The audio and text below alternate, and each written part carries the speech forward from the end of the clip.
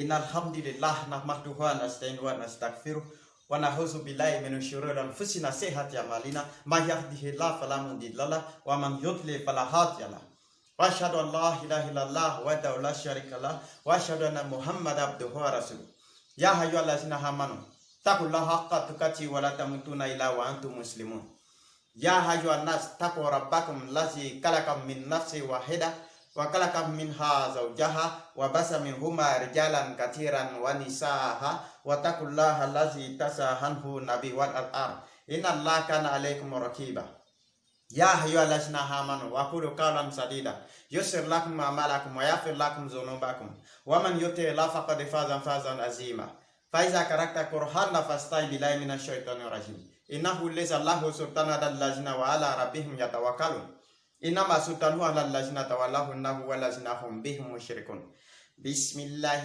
الرحمن الرحيم والتين وزيتون وطور سنين وهذا البلد الأمين لقد خلقنا الإنسان في أحسن تقويم ثم رددناه أسفل سافلين إن الذين آمنوا وعملوا الصالحات فلهم أجر غير ممنون فما يكذبك بعد بدين أليس الله بحكم الحاكمين.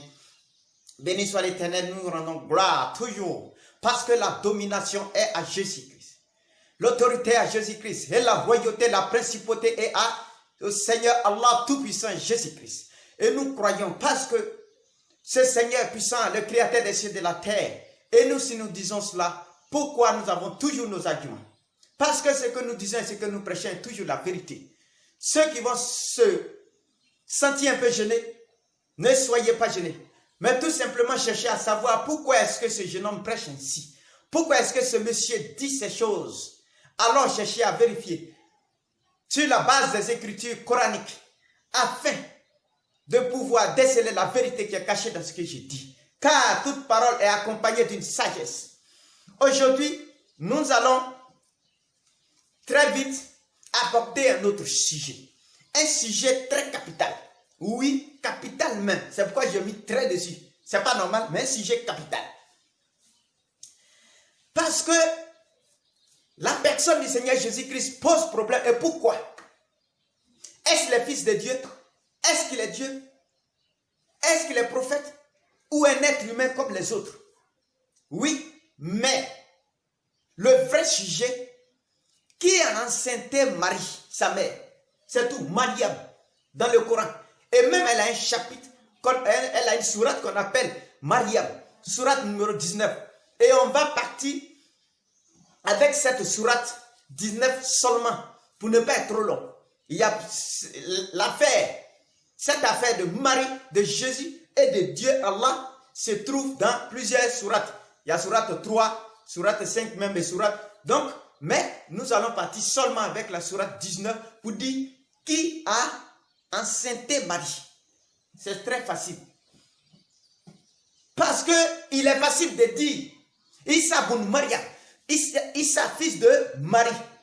Avez-vous déjà vu une femme seule qui accouche,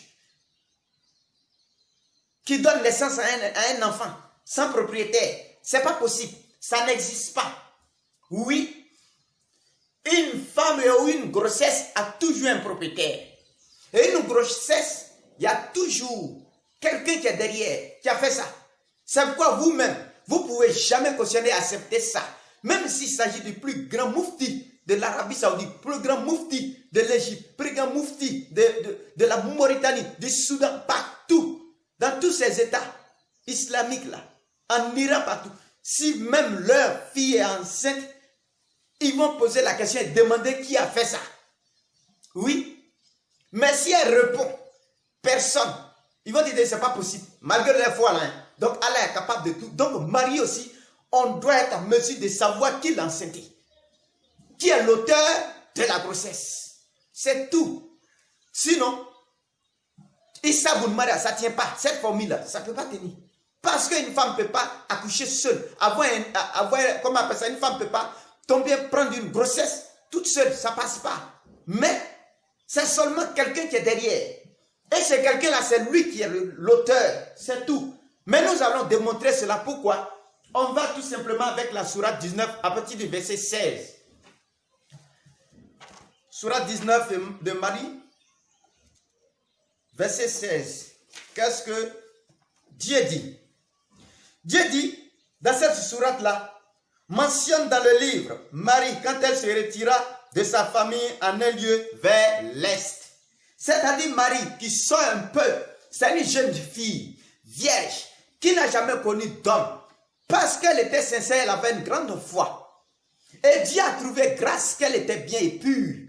Alors, quand elle s'est retirée de sa famille, Dieu va venir à elle, envoyer des anges et annoncer à cette dame-là la bonne nouvelle. Mais quelle bonne nouvelle? Elle ne comprenait rien. Elle ne savait même pas ce qui se passait.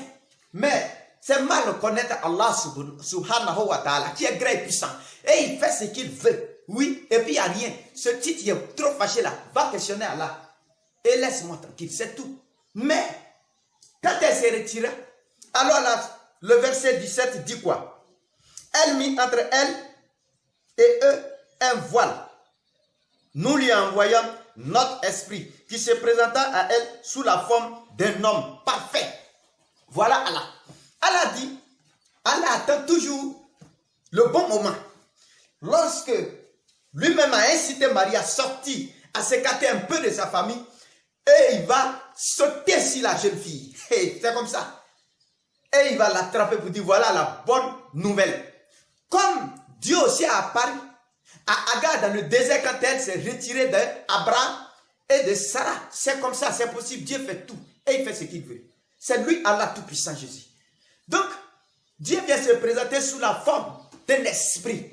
Et parce que Jean 4, verset 24, on dit Dieu est esprit. Adorez-le en esprit. Donc, cet esprit-là, il n'y a pas autre esprit saint que Dieu, Allah Tout-Puissant lui-même. Donc, il va se présenter sous la forme d'un homme parfait, comme un homme, bien. Tu ne peux même pas savoir si c'est un ange ou quoi. Donc, mais cette fille, à cette période-là, elle se trouve seule dans un endroit. Donc, elle a peur. Et qu'est-ce qu'elle va dire? Automatiquement, suivez. Toujours la sourate 19, verset 18 dit quoi? Elle dit, je me réfugie contre toi auprès du tout miséricordieux. Si tu es pieux, ne m'approche point. Hein? Hey. Oui. Elle pleure, elle dit, non, non, non, non. Monsieur, si tu es pieux, ne m'approche pas. Parce que je suis sous la protection de Dieu. Allah Tout-Puissant lui-même. Donc, il ne faut pas m'approcher si tu es pieux. Parce qu'il y avait des faux types qui cherchaient des occasions comme ça et attrapaient des belles filles là pour soit les violer ou les enlever. Oui. Donc, elle a eu peur. Et alors qu'elle ne sait même pas que c'est son Seigneur qui est en face. Oui. C'est comme ça Dieu fait des choses. Mais toi, musulman religieux qui ne comprends pas ce que je dis là, tu vas planter. Parce que même moi aujourd'hui, ouvrez bien les oreilles et l'esprit. Sinon, ça va vous choquer. Mais c'est ça la vérité. Qui a enceinte Paris? Oh, ça vient. On va trouver l'auteur de sa grossesse. C'est tout. Et c'est lui, on va donner son nom. Alors, on va donner le nom de l'enfant. C'est tout. C'est ce qu'il faut comprendre. Parce que c'est facile. Issa Boun Maria, tu n'as aucun argument. Ça n'existe pas. Toi-même là. C'est le nom de ta mère qu'on a mis sur toi. Et c'est le Seigneur, lui, vous voulez que c'est le nom de femme qui soit. Il est né avant femme. Il existait avant elle. Donc, mais nous allons partir. Après, qu'est-ce qui va se passer? À sourate, même sourate 19, verset 19. Dieu va dire quoi? Pourquoi il se présente? Et il va se présenter, il va dire, il va parler. Au verset 19, il dit, c'est le Seigneur, je suis en fait un messager de ton Seigneur pour te faire don d'un fils pur. Hein? Voilà. Ça, c'est c'est l'esprit qui parle. Je suis un messager de la part de ton Seigneur pour te faire don d'un fils pur. Mais en fait, donc comment? Mais Marie s'étonne. Attends, est-ce qu'il envoyait du pain? Est-ce que c'est une voiture qu'il est venu donner? Est-ce que c'est un bic? Ou bien est-ce que ce sont des habits? Ou même des colliers? Non. Mais il rappelle, il dit à Marie, non, je suis un messager. Parce que quand Dieu prend la forme d'ange, il est esprit. Et il se présente, et c'est cet esprit-là qui parle. Parce que Dieu même a dit à Moïse qu'on ne peut pas me voir sans mourir. Ce n'est pas possible. Donc je me cache toujours derrière quelque chose. C'est pourquoi aussi le Coran aussi atteste ça. Dieu ne parle jamais directement à un être humain si ce n'est pas révélation ou derrière un voile. Toujours c'est comme ça. Donc Dieu, il s'est camouflé derrière ce corps angélique là. Et il vient, il parle. Oui, à Marie. Pour dire non, je suis venu te faire don d'un fils. Mais Marie, si c'est moi-même qui étais Marie là-bas, j'ai dit donne-moi l'enfant là, il est parti. Où ça est? Il faut montrer l'enfant là. Je vais le regarder et puis j'envoie. Puisque tu avais me donner un enfant. Alors qu'il sachant très bien que moi, Marie ne connaît pas de garçon. Personne ne l'a caressé. Oui. Et qu'elle était pieuse aussi, elle n'est pas prostituée. Alors, pourquoi faire don d'un enfant, d'un fils puis comment? Marie va s'interroger. Et c'est en cela que Marie va se justifier. Au verset 20, elle va dire quoi? Elle dit, comment aurais-je un fils quand aucun homme ne m'a touché? Ah, elle sait que l'homme touche femme avant de prendre une grossesse. Et après cette grossesse-là, l'enfant va porter le nom du père. Donc du coup, elle sait ça. Et elle dit à cet ange-là, à l'esprit, au Seigneur, non, aucun homme ne m'a touché. Comment est-ce que je peux avoir un enfant? Et je ne suis point une prostituée. Ah, donc, vous voyez, il y a des prostituées même qui existaient en Israël. Il y a des prostituées qui existaient déjà en Israël. C'est pourquoi elle a dit, je ne suis pas prostituée. Parce que ces prostituées-là s'habillaient et elles mettaient des voiles. Elles couvraient le visage. Donc le voile du visage, le niqab du visage là, c'est un comportement des prostituées. Ah, donc si toi tu les as imités, toi tu te connais. Cherche à enlever ça. Sinon, tu es semblable. Tu es en train d'imiter les prostituées parmi les enfants d'Israël. Oui. Donc, elle dit que mais je ne suis pas prostituée. Comment est-ce que j'ai me prostituer pour avoir un enfant? Avec toi qui as arrêté là, tu ne m'as pas marié, tu ne m'as pas dragué, ni tant. Et puis, comme ça, c'est dit, je ne peux pas, c'est compliqué. Mais il faut la rassurer. Mais mariée, ce n'est pas d'abord. Jusqu'à ce que, comment elle va tomber? Bon, ça va se passer comment? Cette petite elle ne connaît pas tout ça là. Mais vous allez voir comment le Seigneur, il va dire. Il dit, la technique qu'on va employer là, reste tranquille. Luc 1, au verset 35, Dieu même va montrer comment elle va tomber, elle va prendre grossesse. Comment il va l'enceinte. Alors, écoutez, Luc 1, verset 35. Il dit,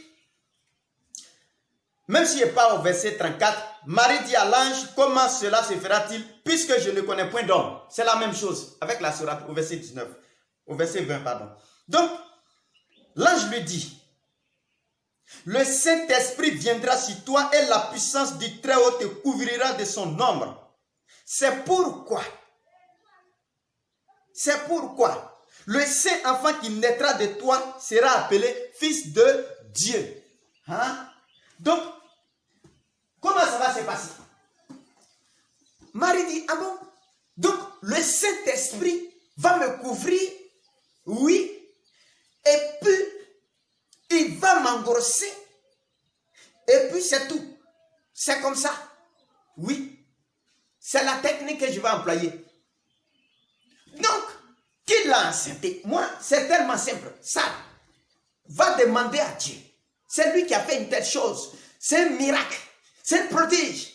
Mais nous croyons en ça. Et nous comprenons pourquoi est-ce qu'il a fait ça et comment il l'a fait là. Ça là, c'est plus facile pour nous. Mais toi, borné qui ne comprends rien là, il est difficile pour toi de comprendre ce que je suis en train de dire. Parce que toi, tu vas t'attarder sur le mot. Pour dire celui-là même là, il dit des blasphèmes. C'est ton père qui dit des blasphèmes. Va dire ça à ton père là-bas. Oui, parce que tous ceux qui ne croient pas, Ce que je dis là, ce n'est pas moi. Et le Coran, au verset 21, qu'est-ce que Dieu va dire? Sourate 19, verset 21. Il dit, ainsi sera-t-il ton Seigneur a dit. Cela m'est facile. Oui, cela m'est facile. Et nous ferons de lui un signe pour les gens et une miséricorde de notre part. C'est une affaire déjà décidée. Eh oui. Oh, elle attrape sa tête. Mais moi, je vais dire quoi à mes parents là-bas? Parce que moi, je suis une fille pieuse. Et je crains l'Éternel, je crains Dieu. Et voilà que l'Éternel lui-même se présente devant moi, qui dit qu'il va m'engrosser et qu'il va me donner une grossesse. Donc, je vais aller, alors qu'il n'y a aucun témoin. Qui est témoin entre Marie et le Seigneur? Personne. Si ce n'est pas Dieu lui-même. Donc, si tu es trop gonflé là, va interroger Dieu. Va interroger Allah subhanahu wa ta'ala. C'est lui qui a fait ça. C'est lui qui a... On vient. Ensuite, qu'est-ce que le Seigneur lui-même va dire? Il a dit c'est une chose déjà décidée. Et puisque c'est une chose déjà décidée, alors ça doit s'accomplir. L'Esprit Saint va te couvrir comme Luc 1, verset 35 l'a si bien dit. Et c'est quand il va te couvrir de son ombre et tu seras caché, invisible. C'est à ce moment précis-là que tu prendras la grossesse. Oui. Donc qui a fait? C'est là la question. Qui a fait? Qui a engrossé Marie? Qui a enceinté Marie? C'est tout. Réponds à cette question. Vous allez comprendre. Quand on fait cette lecture. Alors, Dieu, quand il a dit ça, que Marie, on va faire une chose. Et c'est ce qu'on va faire. Mais elle va continuer. Puisque elle est la servante. Est-ce que une servante là, on négocie trop avec? Non. Une servante, on ne négocie pas. Donc au verset 38, quand Dieu a dit c'est une chose décidée, alors, Luc 1, verset 38, qu'est-ce qui va se passer? Marie dit, je suis la servante du Seigneur, qu'il me soit fait selon ta parole. Et l'ange la quitta. Voilà. Marie dit quoi? Amen. Que cela soit fait selon ta parole. Il n'y a pas de problème. Et j'accepte. Oui, c'est la même chose. Quand Abraham allait vers Agar, est-ce qu'il allait draguer Agar? C'est sa servante. Et puis il n'y a rien. Oui, et puis il a engrossé. Donc, comme Marie est la servante du Seigneur, alors, elle ne peut pas refuser. Elle va accepter. Et le Seigneur va lui coller une grossesse. Qu'est-ce qui va se passer à la sourate 19, verset 22? Au verset 22, Dieu dit quoi? Elle devient donc enceinte de l'enfant. Et elle se retira en un lieu éloigné. Ah, là ça tombe bien. Elle devient enceinte. Moi, cette sourate 19, verset 22 là. Toi, grand savant, partout dans le monde. Nous savons, ça c'est un miracle, oui, mais qui l'a engrossé, c'est tout. Qui l'a enceinté? C'est Allah, c'est tout. C'est Jésus qui l'a enceinté. Allah tout-puissant, c'est lui qui l'a enceinté. Voilà l'auteur de la grossesse de Marie. Et soit si tu es trop gonflé, parce que vous ne connaissez jamais rien, vous allez souffrir. Ce que je prêche là, il n'y a aucune vérité au-delà de ça. Croyez et puis réfléchissez. Et puis venez pour savoir qu'est-ce que ce monsieur-là prêche. Est-ce que c'est qu'il prêche coranique, biblique, ou vraiment ça sort de sa tête? Non, ça ne sort pas de ma tête. Mais ce sont des vérités. Mais cette vérité-là, beaucoup de savants caressés puisqu'ils ne comprennent jamais rien. Ils n'ont pas l'esprit. Et ils ne comprennent pas le fond des Écritures. Et ils se sont attardés sur le mot pour chercher à discréditer le témoignage du Seigneur Jésus-Christ. Et qu'est-ce que Luc a dit? Il dit, c'est pourquoi l'enfant qui naîtra de toi sera appelé fils de Dieu. Voilà son vrai nom. C'est pourquoi Jésus est fils de Dieu. Et Issa Boulmare, ça ne tient pas. Ou soit si ça tient, c'est que ce n'est pas là qu'il a enceinté. Et c'est qu'une femme aussi ne peut pas avoir seule une grossesse. Donc cette formule, ça ne tient pas trop. Oui, cherchez toujours l'auteur de la grossesse de Marie pour parler. Ensuite, qu'est-ce qui va se passer? Elle tombe enceinte. Ensuite, qu'est-ce que Dieu va dire? Marie Matthieu 1, on va lire le chapitre de Matthieu. Matthieu 1. Puisque, Matthieu 1, verset 18 à 20. Matthieu 1, 18 à 20. Joseph, écoutez, Joseph, son époux, qui était un homme de bien et qui ne voulait pas la diffamer, se proposa de rompre secrètement avec elle. Comme il y pensait, voici un ange du Seigneur lui apparut en songe et dit, Joseph, fils de David, ne crains pas de prendre avec toi Marie, ta femme, car l'enfant qu'elle a conçu vient du Saint-Esprit. Ah, parce que Marie, c'était la fiancée de Joseph. Mais étant fiancée, ils n'habitaient pas encore ensemble. Et voilà que, par surprise, Joseph voit sa fiancée qui est enceinte. Même si vous là, vous qui aimez femmes là, tous les Wahhabias, tous les chiites, les Tidjani, les Hamadias et Mandias, même c'est des souris, des sauves-souris. Ils ne comprennent jamais rien. Ils sont même plus égarés que tout le monde. Et cela, si vous avez donné, vous voulez marier une fille, et que quelques mois après, vous apprenez que cette fille enceinte, on n'a qu'à beau vous expliquer, la fille n'a qu'à beau pleurer, vous n'allez jamais, si ça vous dit, elle a fait Guinée. C'est tout ce qui va sortir de vos bouches. Aucun d'entre vous. Si ce qui s'est passé là-bas s'est passé entre nous, notre nation là, tous ces savants, les oulamas, ils vont tomber en brousse. Ils vont chercher à lapider. C'est lapider Marie-Soeur. Ça dit, eux, nous, rien vu. Il avait lapidé à notre époque. Vous êtes tous aveugles. Vous ne comprenez jamais les Écritures. Ça va vous fatiguer toujours. Croyez, puis ouvrez la voie, dans votre cœur, vous allez comprendre ce qu'on prêche. Parce qu'il n'y a pas de vérité au-dessus de ce qu'il dit. Donc, Joseph ne pouvait pas comprendre que lui, sa chérie là, elle tombe enceinte comme ça. Non, ce n'est pas possible. Quelle que soit ta foi, même si c'est toi le plus grand, membre le plus grand guide religieux dans le monde entier, il va douter de sa femme. Ça, c'est clair. Mais le Seigneur vient rassurer son mari pour dire non. L'enfant qu'elle a conçu vient du Saint-Esprit. Donc c'est le Saint-Esprit qui est Saint-Esprit. C'est Dieu lui-même, l'éternel, Allah subhanahu wa ta'ala. Et c'est lui qui l'a enceinté. C'est tout. Voilà l'auteur de la grossesse de Marie. Mais nous, on sait comment ça se fait. Mais c'est toi qui penses que nous, on dit des blasphèmes, on dit des conneries. Mais c'est à ton père. Tous ceux qui s'opposent ont pour père le diable. C'est tout. C'est pourquoi va dire ça à ton père. Que nous, là, on dit la vérité. Cette vérité coranique, ça va, cette lumière qui a commencé, va jaillir sur le monde entier. C'est pourquoi on va aller très vite.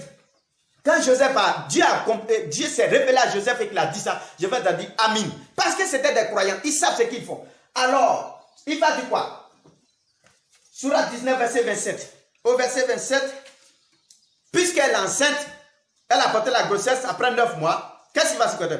Puis, après accouchement, puis elle vient auprès des siens en le portant le bébé, et il dit, la famille, regardez les membres de la famille de Marie, ce qu'ils vont dire. Oh Marie, tu as fait une chose monstrueuse. Hein? Oui. Ils ont dit, mais tu as fait une chose monstrueuse. Pourquoi est-ce que tu allais te faire engrosser? Parce que cette grossesse-là, il y a des hypothèses que la famille va émettre. Soit Marie a été enceintée par Joseph en cachette, ça fait une première hypothèse. Deuxième hypothèse, soit c'est un faux type, un bandit qui l'a violée. Troisième hypothèse, soit elle a été séduite par un faux type, un anarcheur, et elle l'a enceintée. Ou soit, ce qui reste comme hypothèse, puisqu'on sait qu'une grossesse ne peut pas venir comme ça dans le billard, il y a un auteur qui est au-dessus de tout le monde, Dieu qui a fait ça. C'est tout. Mais quand on va commencer à éliminer, Joseph était pieux, était un homme qui craignait Dieu. Donc ce n'est pas lui. Et lui-même, ça sort de sa bouche que ce n'est pas moi. Ensuite, on n'a pas appris dans les environs qu'elle a été violée. Et Marie même a témoigné qu'elle n'a pas été violée aussi. Alors, sa famille croit en cela. Troisième, est-ce que quelqu'un l'a séduit? Elle a dit non, personne ne m'a séduit. Mais ce que j'ai eu là, j'ai vu, voilà, Dieu qui s'est présenté à moi et il m'a dit tant, et il m'a dit, je lui ai dit, cela sera fait selon ta volonté. Et voilà, donc quatrième hypothèse, ça tient. C'est Dieu, Allah subhanahu wa ta'ala, qui a fait ça. C'est lui qui a enceinté Marie. C'est lui l'auteur de la grossesse de Marie. Mais enceinter Marie là, vous comprenez comment? C'est le mot qui vous gêne. Ou bien c'est la façon qui vous gêne. Tant que vous ne comprenez pas, il vous sera difficile. Il vous sera toujours difficile de comprendre mes paroles. Parce que vous allez toujours boucher l'oreille. Et vous ne comprenez jamais rien. Vous serez toujours égaré. C'est pourquoi vous avez ôté. Alors que Jésus, partout, il disait, il passait, il dit, le Fils de Dieu. C'est pourquoi Matthieu 16, verset 16, quand il a interrogé ses apôtres, il a dit à ses disciples, qui suis-je?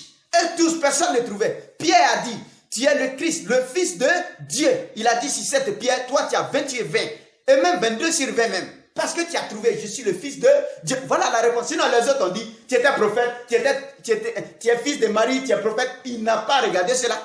Donc toi musulman qui m'écoutes là, religieux là, toi qui es borné qui ne comprends rien, ignorant, dans le noir, même si tu allais faire ces institutions islamiques, il n'y a pas de 4. Est-ce qu'on est obligé d'avoir 4 imams ou bien des diplômes de théologie pour être appelé par Dieu? Jamais du tout. Va apprendre encore. Vous ne connaissez rien. On va continuer nos sujets. Parce que vous allez me perdre le temps pour rien. Alors, qu'est-ce qui va se passer?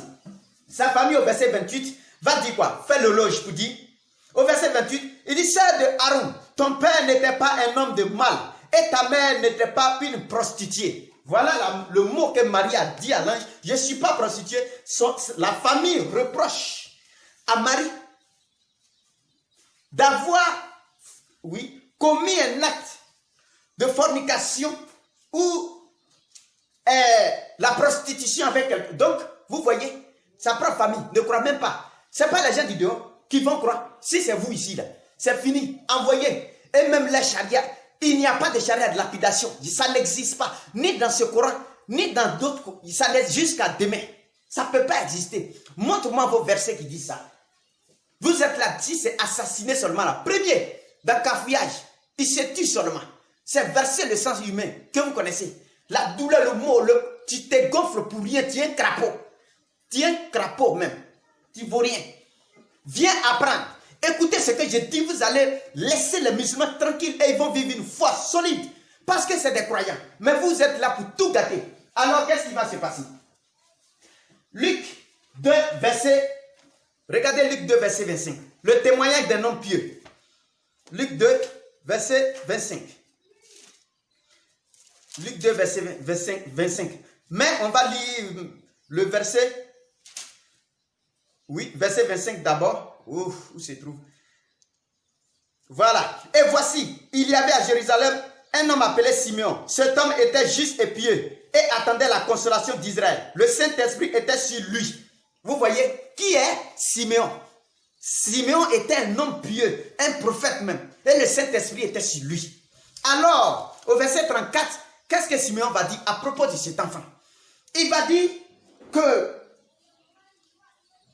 Simeon les bénit et dit à Marie, sa mère, voici cet enfant est destiné à amener la chute et le relèvement de beaucoup en Israël et à devenir un signe qui provoquera la contradiction.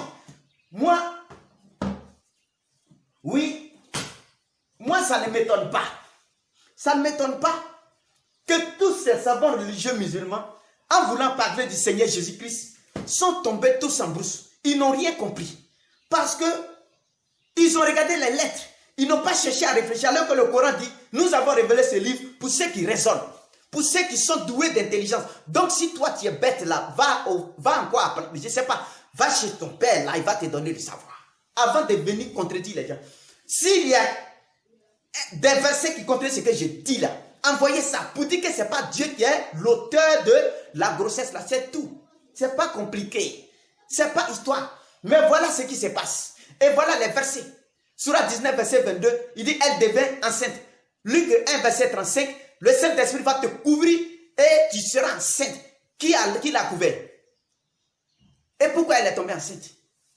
Et si elle est tombée enceinte, Luc, le même verset continue pour dire, c'est pourquoi l'enfant qui naîtra sera appelé fils de Dieu. Et toi, parce que tu es imam, tu es un savant, tu te dis prédicateur religieux, tu te dis connaisseur de la Bible, j'ai fait 50 ans dans le christianisme, j'ai fait 100 ans dans l'islam, tu es un bouddhiste, tu ne connais rien. Parce que tant que tu ne veux pas apprendre là, réfléchis, tu vas toujours rester en arrière. Parce que Dieu sait ce qu'il fait. Il sait pourquoi est-ce que Marie, à ce moment précis-là, Marie a pris telle grossesse. Parce qu'il allait faire une chose. Parce que quand on mentionne le nom du Seigneur Jésus-Christ, Tout le monde, il y a contradiction entre juifs et chrétiens. Quand on mentionne le Seigneur Jésus-Christ, il y a contradiction même au sein même du christianisme. Certains chrétiens ne peuvent pas voir Dieu en cela, ne peuvent pas voir le Seigneur en cela. Mais d'autres aussi, quand on parle des musulmans, là c'est gâté. Ils ne comprennent plus rien. Oui, si la prophétie de Simeon s'est accomplie. Et ce que Dieu dit toujours va s'accomplir. Il dit cet enfant provoquera la contradiction parmi les gens.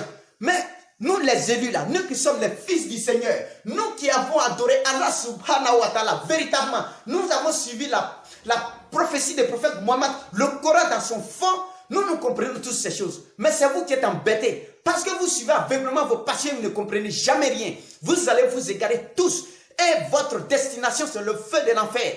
Même si tu as doctorat de théologie islamique, tu es un faux, tu es un aveugle, puis tu ne connais rien du tout. Si tu connais, viens t'asseoir devant moi et puis presse et dis que ce que j'ai dit là, c'est faux à la base du Coran. Parce qu'on va détailler, mettre ça en pièce par pièce, pour que les Ivoiriens et tous les musulmans dans le monde entier soient libérés. Parce qu'ils sont captifs du mensonge véhiculé par ces savants et ces écoles islamiques qu'ils ont créées. Tous ont divergé. Pourquoi? Vous n'avez pas le même esprit. Parce que chacun avait son esprit démoniaque et satanique. Et chacun décide. Et personne ne veut suivre l'avis de l'autre. Alors, chacun crée son école. Le Wahhabi crée son école. Le Tigani crée son école. Le Chiite crée son école. Et tous ceux qui rentrent là-bas, ils sortent comme Wahhabi. Et ils sont extrémistes. Ils sont mauvais, méchants. Ils ont la haine de tout le monde. Parce que pour eux là, il faut suivre leur compréhension. Celui qui ne suit pas leur compréhension là, c'est un égaré. C'est toi plutôt qui es égaré. Toi et tes maîtres. Un aveugle qui conduit un autre avec les deux tombent dans le même trou. Oui. Ils viennent avec des diplômes, au lieu d'apprendre le sens profond de l'islam, de la voie pour venir aider les gens dans leur foi, ils vont copier les traditions arabes pour venir mélanger tout, humilier leur peuple. Vous êtes les grands traîtres de la nation. Revenez à Dieu, ce que je prêche là. Il n'y a pas autre vecteur au-dessus de ça. C'est ce qui va effacer Boko Haram, c'est l'État islamique, c'est Ansadi qui fout la mer, il tue partout au Burkina Faso. Mais ça fait pitié. Mais si vous ne suivez pas ce que je dis, vous cherchez à me contredire, à me combattre, je vais vous dire que ce qui arrive aux pays voisins va aussi sûrement nous arriver.